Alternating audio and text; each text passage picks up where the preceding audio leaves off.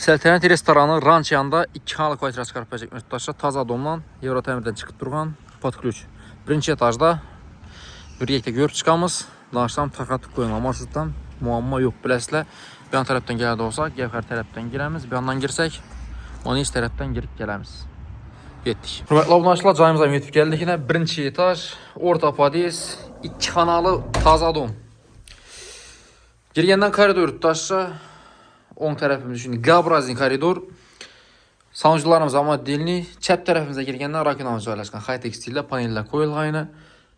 Başda xanalarımız bir göstərib verəli ki, sanucularımıza, kuxnyamıza ötəmiz. Bir anda prixoşka zona, meşkomit eşiklərimiz, MDF eşik aksiyet. Spalnyamiz razmeri acayip, kompaktli razmerdə aboylarımız çok iyi aboyla kıstırılğan, pərdələrəm qoyulğan. Bu ayna dom markasına qaran, zalımızın aynası domu 50 tərəfinə patates tərəfə qaran yurttaşlar. Birimiz əminə üçün panellərini qıstırıb qoyubdular bir xoşray. Stilini edib.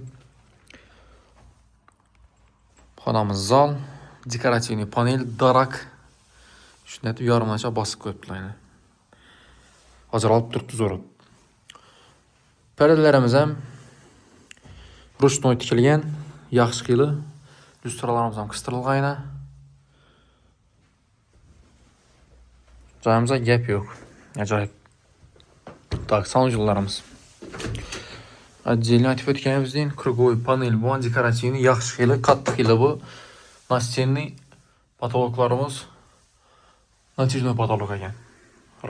Boylerlər ba, unitazlarımızın taza. Yanda vannamız yine. Birimiz həm dekorativni panel bu an. Simisillərimiz yaxşı xili qoyulğan yurttaşlar.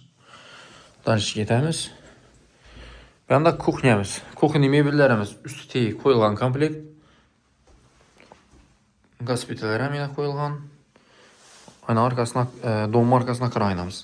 Ayna teyində radiatorlarımız var. Həmmə xanamızda ayna teyində radiator var yurttaşlar. Ayaqımız teyi 3D qalla döşəlgən, teyi laminat. Tak, cayını gördüyüzlər. Birinci etaj. Səltənət restoranı yanı ranç yanında yurttaşlar. Ranç biləsizlər azı. İnxadoy mes topdur bellərimiz. Orta podiyes. Dalaşdan taxatı qoyunla, like pası sorak qalamız, sağ olunla. Baxasını aytmadıq, 430 milyon son. Dokumentlər 100% taq, 2 kreditəm çıxarıb boladı, 200 milyon sonla bilən.